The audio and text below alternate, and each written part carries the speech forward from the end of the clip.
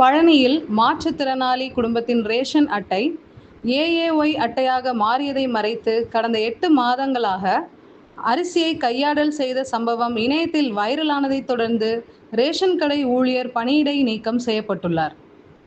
திண்டுக்கல் மாவட்டம் பழனி பாரதி நகரைச் சேர்ந்தவர் மாற்றுத்திறனாளி ஐயப்பன். இவரது மனைவி அமுதவல்லி தங்களது ரேஷன் அட்டையை வறுமை கோட்டிற்கு கீழ் உள்ளவர்களுக்கான முன்னுரிமை அட்டையாக மாற்ற விண்ணப்பித்திருந்தார். கடந்த ஆண்டு அக்டோபரிலேயே அட்டை மாறப்பட்ட நிலையிலும் அடிவாரம் இட்டேரி சாலை ரேஷன் கடை ஊழியர் நெப்போலியன் அட்டை மாறவில்லை என கூறி அமுதவல்லியை ஏமாற்றி வந்துள்ளார்.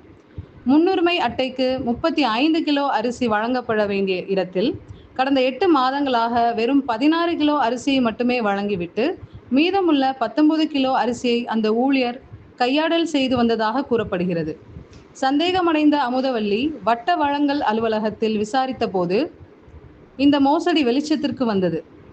மேலும் அவரது மொபைல் எண்ணிற்கு 35 கிலோ அரிசி வழங்கப்பட்டதாக போலி குறுஞ்செய்தி அனுப்பப்பட்டதும் உறுதி செய்யப்பட்டது.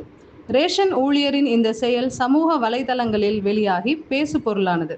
இதனைத் தொடர்ந்து குடிமைப்பொருள் தாசில்தார் நவநீத கிருஷ்ணன் தலைமையிலான அதிகாரிகள் விசாரணை மேற்கொண்டனர்.